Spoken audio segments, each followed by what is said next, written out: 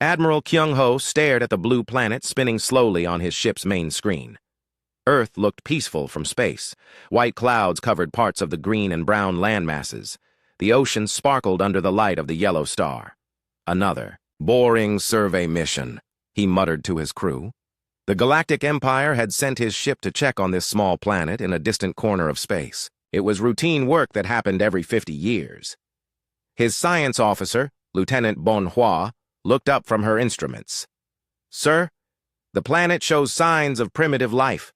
The beings down there have built cities and machines, but they cannot travel between stars yet." Kyung-ho nodded. This was normal. The galaxy was full of planets with life that had not learned to leave their home world. Most never would. "What category should we put them in?" "Category 7, sir. Pre-FTL species of no strategic value." Bonhua typed the classification into her computer. "They have split into many small groups that fight each other. Their technology is very basic. No useful resources that we cannot get easier elsewhere." The Admiral walked closer to the screen. He could see the lights of cities on the dark side of the planet. Millions of small beings lived down there, completely unaware that they were being watched. They had no idea that a vast empire stretched across the stars above them. "Any threats to imperial interests?" he asked. "None, sir. They cannot even detect our ship. Their most advanced sensors would see us as a small asteroid if they noticed us at all." Bonhua finished her report. "Recommend monitoring every 50 years. Low priority." Kyung-ho approved the report with a quick signature on his tablet. Another planet cataloged and dismissed. The Empire had more important things to worry about than primitive species who still fought with chemical explosives and metal projectiles. Far below on Earth, Dr. Hana Kim sat in her laboratory late at night. She was one of the planet's leading physicists, though she did not know how small that achievement was in the larger universe. Her computer screens showed strange energy readings that her instruments had detected from deep space. "This makes no sense," she whispered to herself. The energy patterns did not match anything in Earth's physics textbooks. They seemed to bend and twist in ways that should be impossible. Whatever was creating these signals had technology far beyond anything humans had ever imagined. Hana had been tracking these signals for months. They appeared at random times and always from different directions. Sometimes they lasted for hours. Other times they flashed for just a few seconds. But they were always there, like whispers from the stars. She picked up her phone and called her colleague, Dr. Young-Sik Nam. "Young-Sik, are you awake? I need you to look at something." "Hana, it's past midnight. Can this wait until morning?" "No, it cannot. I think we might not be alone." There was silence on the other end of the phone. Then Young-Sik spoke carefully. "What do you mean?" "The energy readings I have been tracking, they are artificial. Made by machines, very advanced machines." Hana's voice shook with excitement and fear. "Someone is out there, and their technology is far beyond ours." Young-Sik arrived at the lab within an hour. He studied Hana's data on the computer screens. His face grew pale as he understood what he was seeing. "If this is real," he said slowly, "then we need to tell the government immediately." "Who would believe us? And even if they did, what could we do? Look at these power readings. Whoever built these machines could destroy our entire planet without effort." The two scientists sat in silence, staring at the proof that humanity was not alone in the universe. Above them, Admiral Kyung-ho's ship prepared to leave Earth's solar system. The survey was complete. Earth was catalogued as unimportant. But space is vast and full of dangers. The Empire had many enemies. Pirates raided shipping lanes, rebel groups attacked military outposts, and some planets that seemed weak and primitive turned out to hide surprising secrets. Captain Daewon Park sat in the cockpit of his fighter jet, flying high above Earth's clouds. He was one of the planet's best pilots, known for his quick reflexes and creative thinking. Today, he was testing a new aircraft design for his country's Air Force. "Control, this is Park. The new engine is performing well. Speed and handling are better than expected." "Copy that, Park. How does it feel compared to the old models?" Daewon thought about the question. "Smoother, more responsive. It is like the machine and I are working together, instead of me just controlling it." He did not know that his words would become prophetic. In the years to come, the connection between human pilots and their machines would become the key to Earth's survival. Minister Tae-Jun Lee sat in a secret meeting room beneath the capital city. He was the director of advanced defense projects, responsible for keeping his nation safe from threats. Today's threat was unlike anything in Earth's history.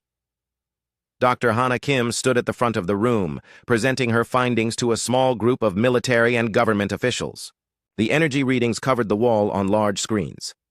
"These signals prove that we are being watched," she explained. "Whoever is out there has technology that makes our best efforts look like stone tools. We are completely defenseless." General Byung-ho Yoon raised his hand. "Dr. Kim, are you certain these signals are from artificial sources? Could they be natural phenomena we do not understand yet?" "Impossible, General. The patterns are too complex and organized. They show clear signs of intelligent design." And Hana paused, knowing her next words would change everything. "They are getting stronger, more frequent. I believe they are preparing for something." Minister Lee stood up. "What do you recommend, Doctor?" "We need to start preparing immediately. Study these signals, learn what we can about their technology, and pray that we can develop some kind of defense before they decide we are worth their attention." The meeting lasted for hours. By the end, Earth's leaders had made a decision that would remain secret from the world's population. The Phoenix Project was born that night, hidden in the depths of the ocean and the mountains, preparing for a threat that most humans could not imagine. Admiral Kyung-ho filed his final report about Earth 3 days later. The planet was officially classified as monitor every 50 years, low priority. The file was stored in the Imperial database alongside thousands of other unimportant worlds. But Hana Kim's instruments continued to detect strange signals from space. The energy readings were getting stronger. Something was coming back to Earth. And this time, it would not be just a peaceful survey mission. Dr. Kim worked through another sleepless night, trying to understand the alien technology hidden in those signals. She did not know that her efforts would soon lead to humanity's greatest achievement and its most dangerous challenge. The galaxy was about to learn that sometimes the species you dismiss as primitive can surprise you in ways that shatter everything. You thought you knew about power and technology. Earth's time of hiding was almost over. 3 years had passed since Dr. Hana Kim first detected the alien signals. In that time, the world had changed in ways that most people could not see. Deep beneath the Pacific Ocean, a massive construction project was taking shape. The Phoenix project facility stretched for kilometers under the ocean floor. Thousands of workers from dozens of countries labored in secret, building humanity's first line of defense against an alien threat. They called it the most important project in human history. Engineer Woo Jin Choi stood on a platform overlooking the main construction bay. Below him, the prototype ship, Taeguk, was taking shape. It looked unlike any spacecraft ever built on Earth. The hull seemed to shimmer and bend light in strange ways. "The metamaterial plating is responding well to the quantum field tests," he reported to Dr. Kim. "But I still do not understand how it works." Hana smiled tiredly. She had been living at the facility for 2 years, working every day to decode the alien technology hidden in those space signals. "Neither do I, completely. But we are learning." The Taeguk was humanity's desperate attempt to build a ship that could fight against superior alien technology. Traditional weapons and armor would be useless against enemies who could travel between stars. Earth needed something revolutionary. Captain Daewon Park walked through the corridors of the facility, heading to his daily training session. He had been recruited for the Phoenix Project a year ago, after demonstrating unusual skill with experimental aircraft. Now he was learning to pilot something that barely belonged in normal reality. "Good morning, Captain," said Commander Soo Young. Hannes Park entered the training room. She was the military strategist in charge of Earth's defense planning. "Ready for another attempt at the neural interface?" Park nodded and sat in the pilot's chair. The neural interface looked like a helmet covered in thin wires and glowing sensors. When activated, it would connect his mind directly to the Taeguk's control systems. "Remember," Commander Han said, "do not fight the connection. Let your thoughts flow naturally. The ship's computer will learn from your mind and adapt to your way of thinking." Park put on the helmet and closed his eyes. Immediately, he felt a strange sensation. as if his consciousness was expanding beyond his body. He could sense the ship around him, feel its systems like extensions of his own nervous system. For a few moments, he was not just a pilot in a cockpit. He was the ship itself, flying through space with thoughts instead of controls. Then the connection broke, leaving him gasping in the chair. "Better," Commander Han noted, checking her instruments. The compatibility rating increased by 12%. "A few more sessions and you should be ready for the first test flight." Dr. Young Sik Nam worked in a different part of the facility, studying intercepted alien communications. The Phoenix Project had learned to detect and record the signals that the mysterious Watchers used to communicate with each other. Most of the messages were impossible to understand. The alien language used concepts that had no equivalent in human thinking. But some things were becoming clear through careful analysis and computer translation. "They call our solar system Sector 7 Alpha," he explained to the other scientists at their daily briefing. "And they have classified Earth as Resource Zone 12. That does not sound like they plan to leave us alone. The translations revealed that Earth's location was considered strategically valuable. The aliens wanted to build a military outpost in this part of space. Humanity was in the way of their expansion plans." "How long do we have?" asked Dr. Kim. "The messages suggest they will return within 2 years, maybe less. And this time, they will bring enough ships to take control of our planet by force." The Phoenix Project had to succeed. There was no other option. Engineer Choi returned to his work on the Taeguk's most important system, the quantum phase drive. This was the technology that would allow Earth's ships to compete with alien vessels that could cross interstellar distances. The drive did not work like any engine humans had ever built. Instead of pushing the ship forward through normal space, it shifted the vessel partially into another dimension where the laws of physics worked differently. "Think of it like this," Choi explained to a group of technicians. "Normal space has 3 dimensions, but our universe actually has many more dimensions that we cannot usually see or enter. The quantum phase drive lets us step sideways into these hidden dimensions. In the phase dimension, a ship could move faster than light and ignore most weapons. It could appear and disappear like a ghost, but the technology was incredibly dangerous. One mistake could trap a ship forever in the space between realities." Minister Tae-jun Lee visited the facility regularly to check on progress. The world's governments were spending more money on the Phoenix Project than had ever been spent on any single program in human history. Every major nation on Earth was contributing resources and expertise. "The alien scouts have returned," he informed the project leaders during one visit. "Our satellites detected them establishing monitoring posts on the outer planets. They think we cannot see them." This was both good news and bad news. The aliens were back, which meant Earth was running out of time. But they were being careless, which gave humanity a chance to study their technology up close. "We have modified our space telescopes to track their movements," Dr. Kim reported, "and we are learning from their ship designs. Some of their technology is similar to what we have developed here." The Taeguk's first test flight was scheduled for the following month. Captain Park had finally achieved stable neural interface connection with the ship's systems. The quantum phase drive was ready for limited testing, but the test would have to be conducted carefully. If the aliens detected unusual energy readings from Earth, they might investigate sooner than planned. Humanity needed more time to prepare. Commander Han spread out star charts in the strategy room. Red markers showed the positions of alien monitoring posts. Blue markers indicated Earth's hidden defensive installations. "We have built railgun batteries on the moon," she explained to the assembled military officers. "Particle beam weapons in orbit around Earth. Missile platforms hidden in the asteroid belt. But all of this is still primitive compared to their technology." "What about the Taeguk?" asked General Yoon. "Our only real hope. If the quantum phase drive works as designed, we might be able to even the odds. One ship that can appear anywhere, instantly and strike without warning could do serious damage to their fleet." The Phoenix Project had become humanity's greatest achievement and its most desperate gamble. Thousands of people worked around the clock to build weapons and ships that used physics barely understood by Earth's greatest scientists. Dr. Kim often stood on the observation deck, looking out through the transparent aluminum windows at the Taeguk in its construction bay. The ship was beautiful in an alien way, its metamaterial hull rippling with colors that human eyes had never seen before. "Will it be enough?" she wondered aloud. Engineer Choi joined her at the window. It has to be.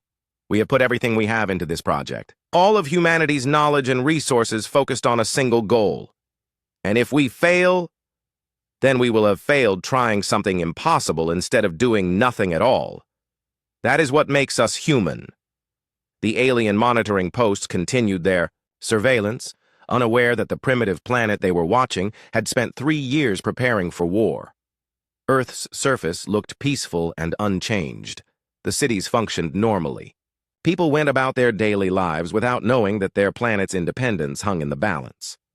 But deep beneath the ocean and hidden throughout the solar system, humanity was getting ready to fight for its freedom against an enemy that commanded the power of stars. The Taeguk would fly soon. And when it did, the galaxy would learn that Earth was no longer the helpless world it appeared to be. Captain Mi-Young-shin stood on the bridge of her Imperial scout ship, watching the primitive planet through her instruments. Earth looked exactly as it had during the last survey 3 years ago. The beings down there continued their simple lives, unaware that they were being observed by a superior civilization. "Establish monitoring station Gamma 7 on the 4th planet," she ordered her crew, "and place sensor arrays throughout the asteroid belt. I want complete coverage of this system." Her mission was routine but important. The Empire had decided that this solar system would become a military outpost. Her job was to monitor the primitive inhabitants and make sure they posed no threat to Imperial operations. The creatures on Earth were called humans. They had spread across their planet in great numbers and built impressive cities for such a backward species. But they still fought each other with chemical explosives and metal projectiles. Their most advanced spacecraft could barely reach their own moon. "Captain," reported her sensor operator, "I am detecting some unusual energy readings from the 3rd planet." Shin frowned. "What kind of readings?" "Very faint. They appear to be coming from beneath the ocean. Could be geothermal activity or perhaps some kind of industrial process. Monitor it closely. Report any changes immediately." What Captain Shin did not know was that every move her fleet made was being tracked by Earth's hidden surveillance network. The Phoenix Project had modified dozens of satellites with alien-derived technology, making them invisible to Imperial sensors while giving them the ability to spy on the Watchers. Dr. Hana Kim sat in the underground command center, studying the real-time data from their orbital surveillance system. The alien ships moved with casual confidence, never suspecting that the primitive planet they were monitoring had been watching them for years. 12 scout ships, she reported to the assembled military commanders. They are setting up a complete surveillance network, but they are following predictable Imperial protocols. Minister Tae-Jun Lee nodded grimly. "How long before the main fleet arrives?" "Based on the intercepted communications, 6 months at most. They are preparing this system for occupation." Captain Daewon Park was making final preparations for the Taeguk's first operational test flight. The ship sat in its hidden launch bay beneath the Pacific Ocean, its metamaterial hull shimmering with stored quantum energy. "All systems show green," reported engineer Woo Jin Choi from the control room. "The quantum phase drive is stable and ready for activation." Park settled into the pilot's seat and activated the neural interface. The familiar sensation of expanded consciousness flowed through his mind as he connected with the ship's systems. But this time felt different. The connection was deeper, more complete. "I can feel everything," he whispered into his communication headset. "The ship's structure, its energy flows, even the space around us. It is like the Taeguk is part of my body." "That is the neural interface working properly," replied Dr. Kim from the command center. "You and the ship are becoming a single entity. Use that connection to guide the quantum phase transition." Park closed his eyes and reached out with his enhanced senses. He could feel the barriers between dimensions, the thin walls that separated normal space from the phase realm. With a thought, he began to push the Taeguk sideways into that hidden dimension. The ship flickered and became translucent. On the sensor screens, it appeared to fade in and out of existence. Then suddenly, it vanished completely. "Phase transition successful," announced Choi. "The Taeguk has entered the quantum dimension." For Park, the experience was incredible. The ship existed in a realm where thoughts became reality and distance was measured in intentions rather than kilometers. He could sense Earth below him, the alien ships around the solar system, even the vast empire stretching across the galaxy. "Returning to normal space," he reported, and brought the Teguk back into the physical universe. The ship materialized, near Earth's moon, hundreds of thousands of kilometers from where it had started. "Perfect," Dr. Kim said with satisfaction. "The quantum phase drive works exactly as designed. We can move anywhere in the solar system instantly." But their celebration was interrupted by an urgent alert from the surveillance team. "Imperial Patrol. Ship is changing course," reported Dr. Hyun-Soo Kang, the scientist monitoring alien movements. "It is heading toward the moon. They might have detected something." Captain Shin studied her sensor readings with growing concern. For just a moment, her instruments had registered an impossible energy signature near the planet's satellite. The reading had lasted less than a second before vanishing completely. "Run a full diagnostic on the sensor array," she ordered. "Check for equipment malfunctions." "All systems functioning normally, Captain. But the energy signature was unlike anything in our database. The power levels were enormous, but the pattern was completely unknown." Shin considered her options. Imperial regulations required her to investigate any unusual phenomena in assigned sectors. But the energy reading had been so brief that it might have been a sensor ghost or cosmic radiation. Noted in the log as a possible equipment anomaly, she decided. Continue standard surveillance operations. Her decision to dismiss the reading was exactly what Earth's planners had hoped for. The Teguk's phase transition had been detected, but only barely. The Imperial scouts were not expecting any advanced technology from a primitive planet, so they explained away what they could not understand. Sergeant Jae Hyuk Im led a team of Special Forces operators on a dangerous mission to one of the alien monitoring stations. Using small spacecraft hidden inside modified asteroids, they approached the Imperial outpost on the fourth planet. "Remember," he whispered to his team as they prepared to board the alien facility. "We are not here to fight. We need intelligence about their technology and communication systems." The boarding operation went perfectly. The Imperial crew never suspected that primitive humans could reach their hidden base. Im's team planted listening devices throughout the station and copied data from the alien computers. "Their security is terrible," Im reported when his team returned safely to Earth. "They are so confident in their superiority that they barely guard against infiltration." The stolen data revealed crucial information about Imperial military procedures and technology. Earth's scientists learned how Imperial shields worked, how their weapons functioned, and, most importantly, how their command structure operated. Commander Su Young-han used this intelligence to refine Earth's defense strategy. "They fight like a traditional military force," she explained to the Phoenix Project leadership. "Organized formations, predictable tactics, heavy reliance on superior firepower, but they have never faced an enemy that could phase in and out of normal space." The months passed quickly as Earth continued its secret preparations. More Teguk-class ships were under construction in hidden facilities around the world. Defensive installations grew stronger. Earth's people remained unaware of the approaching threat, living their normal lives while their leaders prepared for war. Dr. Kim often wondered if they were making the right choice by keeping the alien threat secret. But panic would not help humanity survive. Better to let people live in peace for as long as possible while the experts worked to protect them. Captain Park completed dozens of test flights with the Teguk, each one revealing new capabilities of the quantum phase drive. He learned to exist in multiple dimensions simultaneously, to move through space by thinking instead of flying, to see enemies before they could see him. "The ship is teaching me," he reported after one particularly successful mission. "The neural interface is not just connecting me to the Teguk's systems. It is showing me how to think in ways that humans were never meant to think." The Imperial scouts continued their surveillance, never realizing that the planet they were watching had spent months studying them in return. Earth knew the location of every Imperial ship, the schedule of every patrol, the weakness of every defensive system.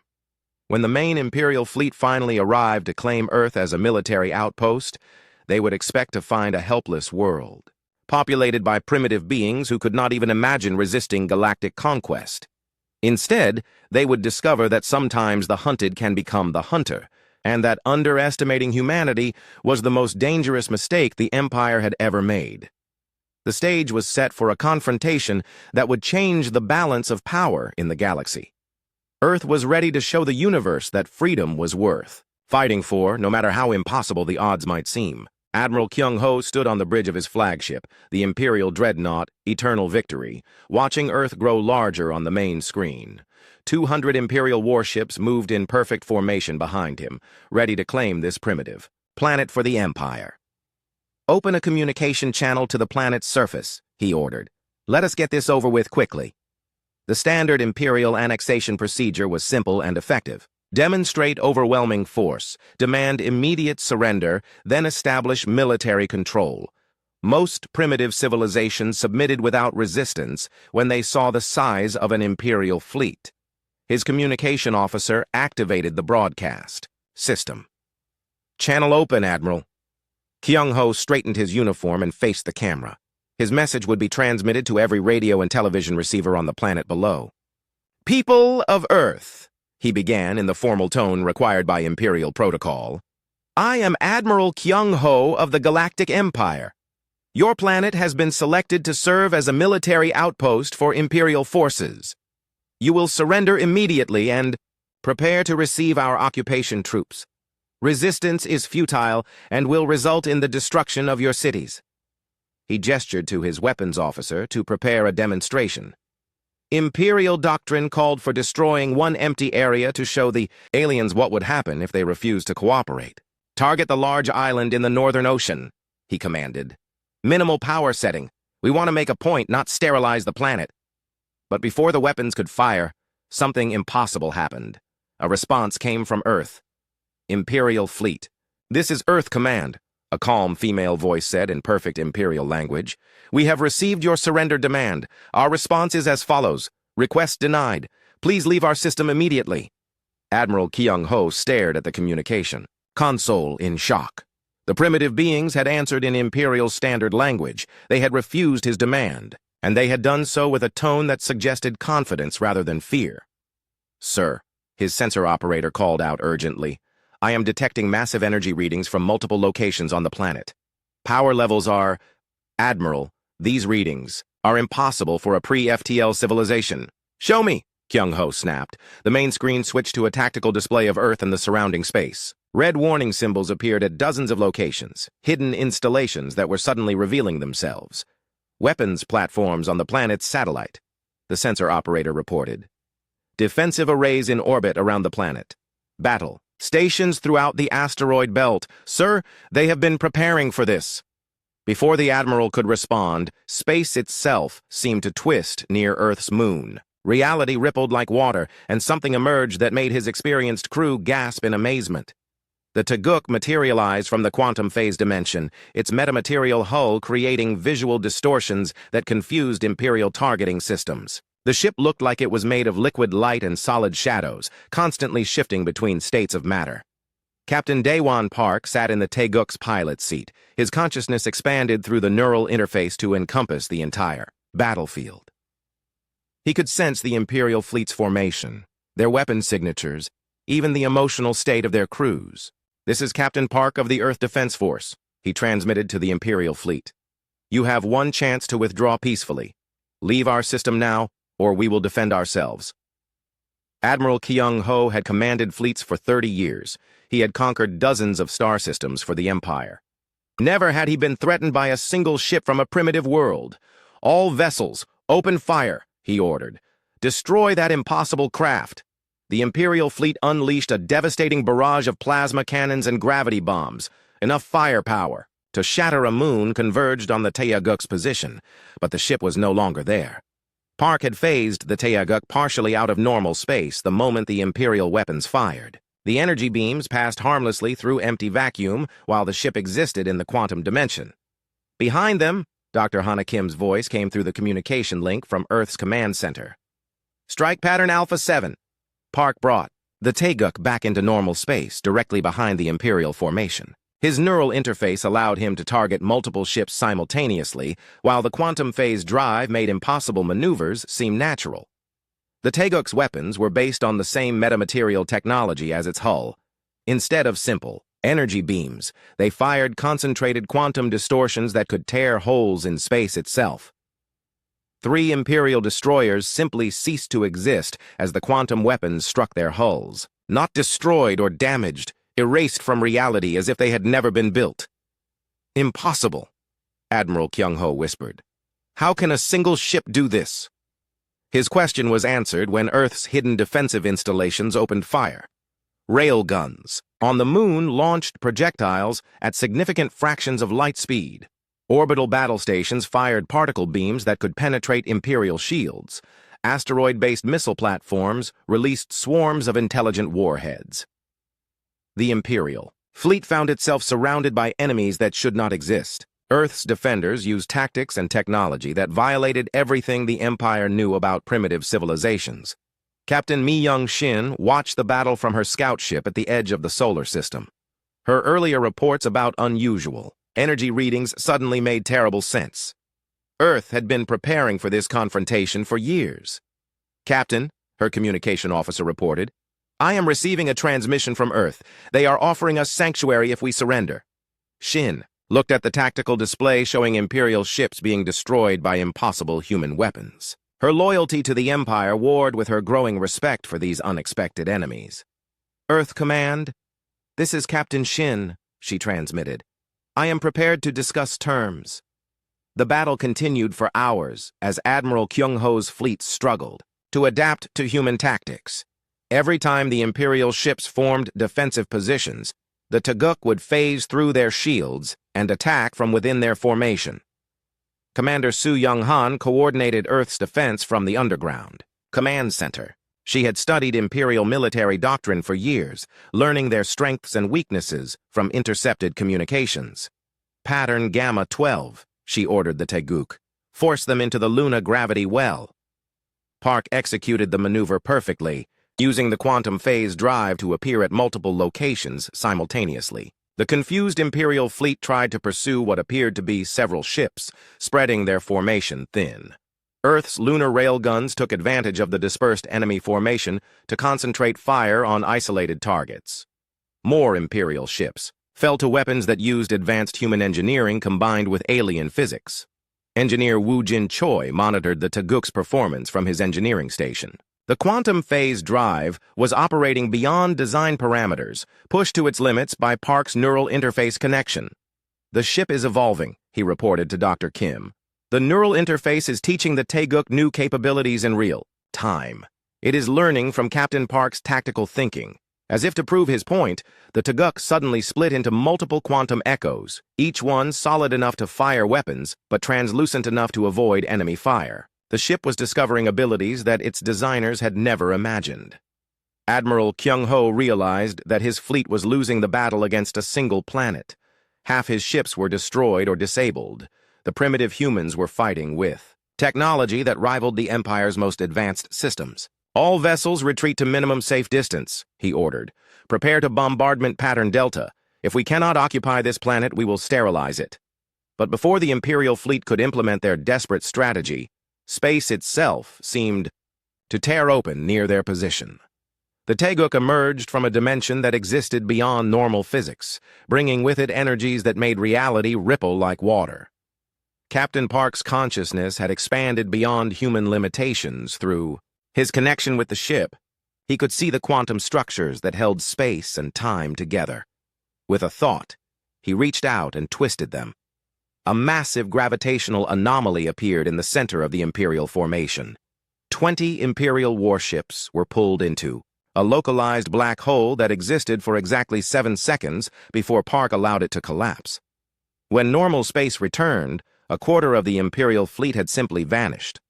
"Retreat!" Admiral Kyung-ho screamed. "All ships, emergency jump to hyperspace!" The surviving Imperial vessels fled the solar system, leaving behind the wreckage of their confidence in galactic superiority. Earth had demonstrated that primitive civilizations could possess weapons and abilities that challenged the established order of the universe. Dr. Kim watched the enemy fleet disappear into hyperspace, knowing that Earth's victory was only temporary. The Empire would return with more ships and better preparation. "How long do we have?" she asked Minister Tae-Jun Lee. According to Captain Shin's intelligence data, the Empire will send a retaliatory fleet within 72 hours. This time, they will bring planet-killer weapons and reality-warping dreadnoughts. Park brought the Taguk back to Earth's moon, exhausted from his connection with technologies that pushed the boundaries of human consciousness. The ship had revealed capabilities that its designers never suspected, but the Empire's response was swift and overwhelming. Less than 60 hours after Admiral Kyung-ho's humiliating defeat, long-range sensors detected a massive fleet entering Earth's solar system. This time, the Empire had sent 1,500 warships. Led by their most experienced battle commander, Admiral Won-seok Ryu stood on the bridge of his command dreadnought, studying the tactical reports from the previous battle. The primitive planet had somehow developed weapons that could challenge Imperial technology. This was unprecedented in the Empire's long history of expansion. "Deploy the reality anchors," he ordered his fleet commanders. "Whatever technology these humans are using, we will neutralize it with our most advanced countermeasures." The Imperial fleet moved into attack formation with practiced precision. Planet-killer weapons charged their main batteries. Reality-warping dreadnoughts prepared to tear holes in space itself. The Empire had brought enough firepower to destroy entire star systems. But Earth was no longer the same planet that had surprised Admiral Kyung-ho's fleet. The Phoenix Project had used every hour of their brief respite to expand their capabilities in ways that defied conventional military thinking. Captain Daewon Park sat in the Taguk's pilot seat, feeling the ship's consciousness merge with his own. The neural interface had evolved beyond its original design, creating a symbiotic relationship between human creativity and quantum technology. "I can see them," he reported to Earth Command. 1,500 ships, but they are thinking like a traditional military force. Formation attacks, concentrated firepower, overwhelming numbers. They have not learned from their last defeat. Dr. Hana Kim monitored the Taguk systems from the underground command center. The quantum phase drive was showing readings that exceeded all theoretical limits. The ship was rewriting the laws of physics through the connection with Park's expanding consciousness. "Captain, we are detecting massive energy buildups throughout the Imperial fleet," she warned. "They are preparing something much more powerful than conventional weapons." Park nodded, his awareness extending far beyond normal human senses. Through the neural interface, he could perceive the quantum structures that held reality together. The Imperial reality anchors were trying to lock space-time into a rigid pattern that would prevent phase transitions. They want to trap us in normal space, he realized. Force us to fight according to their rules. Engineer Woo Jin Choi worked frantically in the Taguk's engineering section, making real-time modifications to the quantum phase drive. The ship's systems were evolving, faster than any human technology had ever developed, learning from each battle and adapting to new challenges.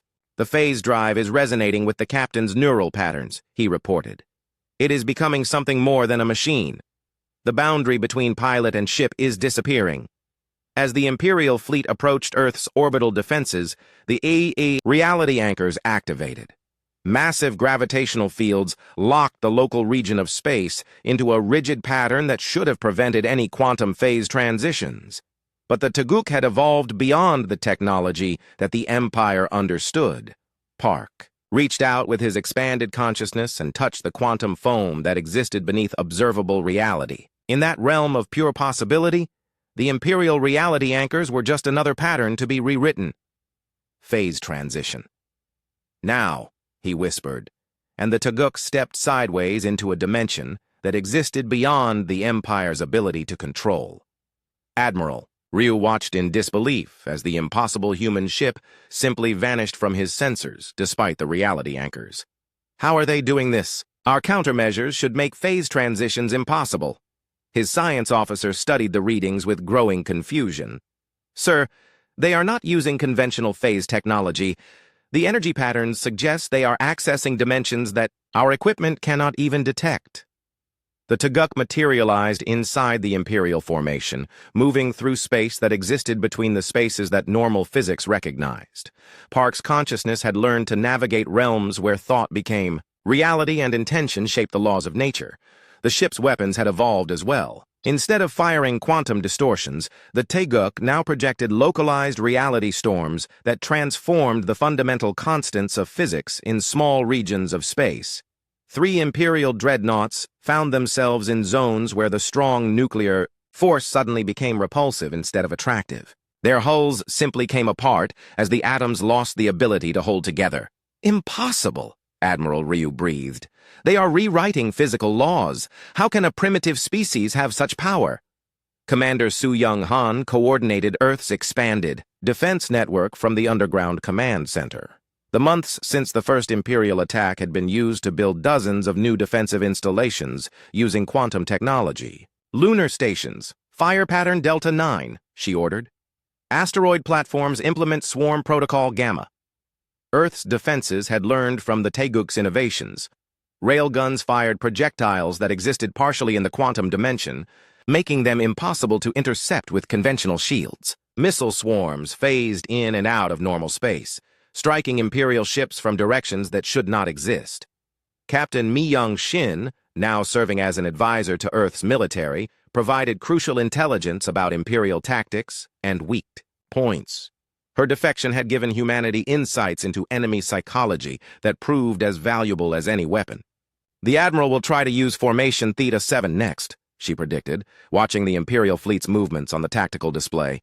It concentrates firepower while maintaining defensive coverage. But there is a weakness in the rear quadrant that the Taeguk can exploit. Park received the tactical data through his neural link to Earth Command, but his enhanced consciousness saw opportunities that no conventional military analysis could recognize. The Imperial fleet was thinking in 3 dimensions while he could perceive and move through 7. Engaging multiple probability streams, he reported, and the Taeguk began to exist in several potential realities simultaneously. To the Imperial sensors, it appeared that dozens of enemy ships had suddenly appeared from nowhere. Each quantum, Echo was solid enough to fire weapons, but ethereal enough to avoid return fire. The Imperial fleet found itself under attack from enemies that existed in parallel versions of reality. Their weapons passed harmlessly through targets that were real but not quite present in the same dimensional space. Engineer Choi monitored the cascade of system upgrades as the Taeguk's technology evolved in real time. The ship is teaching itself new capabilities faster than I can record them, he reported. The neural interface is creating feedback loops that accelerate technological development beyond anything we thought possible. Dr. Yoon-ji Song worked in Earth's hidden manufacturing facilities, overseeing the rapid production of new quantum phase ships. The plans changed daily as engineers incorporated lessons learned from the Taeguk's battlefield innovations. 12 new ships are ready for launch, she reported to the Phoenix Project leadership. Each one incorporates improvements that we learned from Captain Park's experiences. Admiral Ryu realized that his massive fleet was losing the battle against a single planet. The humans were fighting with technologies that transcended the Empire's understanding of warfare. Every tactical, manual, and strategic doctrine had become useless against enemies who could rewrite reality itself. Deploy the dimensional disruptors, he ordered desperately. If we cannot fight them in normal space, we will collapse the quantum dimensions they are using. The Imperial dreadnoughts activated weapons designed to tear holes in the fabric of space-time itself. Massive energy beams lanced out toward Earth, carrying enough power to destabilize entire regions of dimensional space. But Park's consciousness had expanded to perceive the attack before it was launched. Through the neural interface, he could see the intentions of enemy commanders as clearly as their ship movements. Quantum Storm, Pattern Alpha Prime, he announced, and the Taeguk gathered energy from 7 different dimensions simultaneously. Space, around Earth, twisted into a spiral of impossible colors as competing forces of dimensional disruption and quantum manipulation collided. Reality flickered between different sets of physical laws as the two technologies fought for control of local space-time. When the chaos finally settled, half the Imperial fleet had been caught in regions where the laws of physics had become temporarily unstable. Some ships aged 1,000,000 years in seconds. Others found themselves existing backward through time. A few simply translated into pure energy and dissipated into the quantum foam. Admiral Ryu stared at the tactical display showing the wreckage of his once mighty fleet. In less than 6 hours, a primitive planet had destroyed over 700. Imperial warships using weapons that should not exist. All ships emergency retreat, he ordered. Maximum hyperspace velocity. We must reach Imperial space and warn the High Command. As the surviving Imperial vessels fled the solar system, Park brought the Taguk back to Earth orbit. The neural interface had changed him profoundly during the battle. His consciousness now existed partially in the quantum dimension, giving him perceptions that were no longer quite human.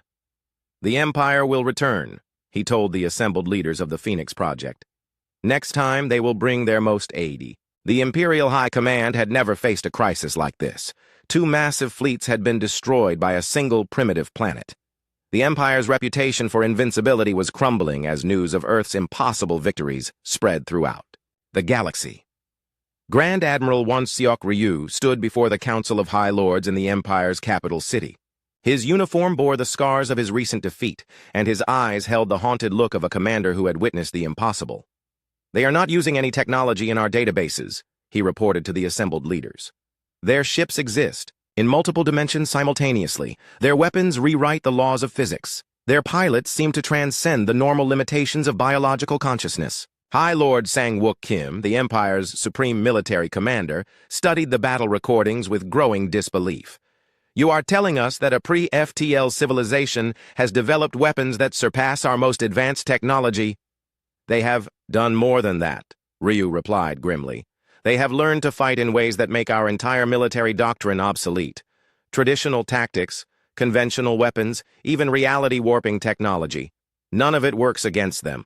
The Council deliberated for hours before reaching their decision. The Earth problem had to be solved permanently, using the Empire's most devastating weapons and their most experienced commanders. "Prepare Operation Final Solution," High Lord Kim ordered. "Deploy every available ship in the sector. Bring the planet killers, the reality bombs, the dimensional collapse devices. We will erase this threat from existence." 2,000 Imperial warships gathered at the edge of Earth's solar system. The largest military force ever assembled by the Empire, prepared for what they believed would be their final confrontation with the upstart human species. But Earth had not been idle during the weeks since the last Imperial attack. Dr. Yoonji Song stood in the massive underground shipyard beneath the Pacific Ocean, watching the final preparations on 50 new Taguk-class vessels. Each ship incorporated quantum phase technology that had evolved far beyond the original prototype. "The neural interface systems are ready," she reported to the Phoenix Project leadership. "We have trained 50 pilots to interface with the quantum dimensions, though none of them have achieved Captain Park's level of consciousness expansion. Captain Daewon Park himself had become something that defied easy categorization. His consciousness existed simultaneously in normal space and the quantum dimension, giving him perceptions that transcended human limitations. "I can sense them gathering at the system's edge," he told the assembled military commanders. 2,000 ships, planet-killer weapons, reality manipulation devices. They intend to destroy Earth completely, rather than risk another defeat. Hana Kim studied the readings from Park's neural interface with growing concern. His brain patterns had evolved beyond anything recognizable as human. The quantum dimension was changing him in ways that they could not predict or control. "Captain, are you still you?" she asked carefully. Park turned to her with eyes that seemed to hold the depth of space itself. "I am still Daewon Park, but I am also something more. The neural interface has shown me that consciousness is not limited to biological structures. Thought can exist as patterns in the quantum foam itself." Engineer Woo Jin Choi made final adjustments to the Taguk's quantum phase drive. The ship had evolved far beyond its original design, incorporating technologies that existed at the intersection of physics and consciousness. "The drive is resonating with quantum patterns throughout the solar system," he reported. "It is not just a ship anymore. It has become a focal point for reality manipulation on a massive scale." Grand Admiral Ryu led the Imperial fleet into Earth's solar system with overwhelming confidence. This time, the Empire had brought enough firepower to destroy entire star systems. The primitive humans could not possibly have prepared for an assault of this magnitude. "Deploy Planet Killer Array Alpha," he ordered. "Target the third planet. Maximum destructive yield." 12 massive dreadnoughts activated weapons designed to crack planets like eggs. Energy beams that could punch through continental crust lanced toward Earth through the vacuum of space. But the beams never reached their target. 50 Tuguk-class ships materialized from the quantum dimension, their pilots connected through a shared neural network that spanned multiple realities. They moved as a single entity, their consciousness unified through quantum entanglement. The planet-killer beams struck a barrier of twisted space-time that the Earth ships had created by manipulating the fundamental structure of reality. The energy was absorbed, redirected, and transformed into raw quantum potential. Impossible, Grand Admiral Ryu whispered. How many ships do they have? His question was answered when the space around Earth began to ripple with dimensional distortions. The Tuguk fleet was creating localized reality storms that made normal physics irrelevant. Captain Park's consciousness had expanded to encompass the entire battlefield. Through the neural network connecting all Earth ships, he could perceive and control quantum events across vast distances. Pattern Omega Prime, he transmitted to the fleet. Show them what human ingenuity can accomplish when pushed beyond all limits. The 50 Earth ships began to move in ways that violated every law of physics that the Empire understood. They existed in multiple dimensions simultaneously, attacked from directions that had no meaning in normal space, and wielded weapons that transformed the basic constants of reality. Imperial ships found themselves aging rapidly as time acceleration fields passed over them. Others discovered that gravity had suddenly become repulsive, tearing their hulls apart. Some simply ceased to exist as the quantum foundation of their matter was rewritten. All ships, emergency retreat, Grand Admiral Ryu ordered. We cannot fight enemies who can rewrite reality itself. But the Earth fleet had learned to manipulate space-time on a massive scale. The Imperial ships found that hyperspace itself had been altered in the local region. They were trapped in a pocket of normal space, where the Earth defenders controlled the fundamental laws of physics. Commander Su Young-han coordinated the battle from Earth's command center, but she was no longer giving orders to individual ships. The neural network had created a collective consciousness that fought as a single entity with 50 bodies. The Imperial fleet is completely surrounded, she reported. They have no escape routes and no weapons that can penetrate our quantum barriers. Dr. Young-sik Nam monitored the battle's effects on local space-time. The reality manipulations are creating permanent changes to this region of space. We are literally rewriting the laws of physics in our solar system. Admiral Kyung-ho, who had commanded the first Imperial fleet to attack Earth, watched in horror as his civilization's greatest military force was systematically destroyed by technologies that should not exist.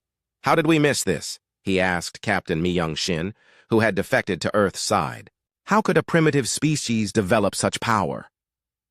Because we never understood what makes humans dangerous, Shin replied. They do not accept limitations that others consider absolute. When faced with impossible challenges, they transcend their own nature. The battle ended when Captain Park's expanded consciousness reached out and touched the quantum structure of Grand Admiral Ryu's flagship. Instead of destroying the ship, he trapped it in a localized space-time bubble where it existed but could not move or fight. Grand Admiral, Park's voice came through the Imperial communication system. Your empire has learned an important lesson. Today, technological superiority means nothing when facing opponents who can evolve beyond the limitations of their original nature.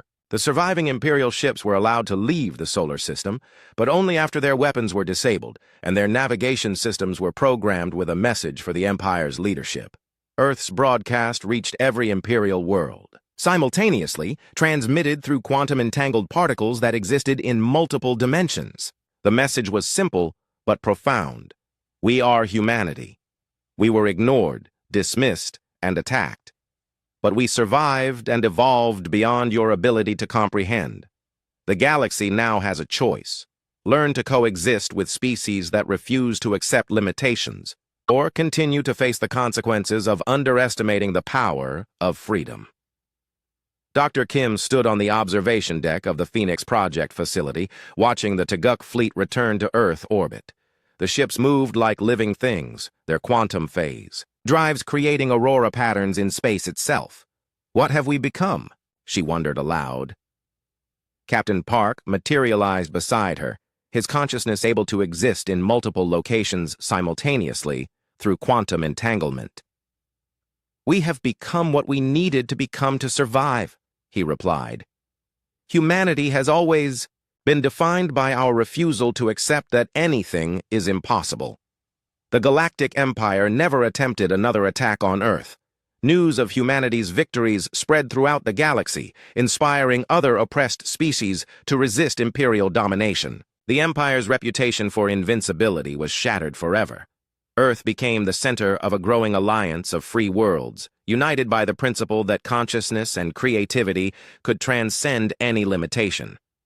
Human quantum phase technology was shared freely with other species, not as a weapon of conquest, but as a tool for liberation. Minister Teji,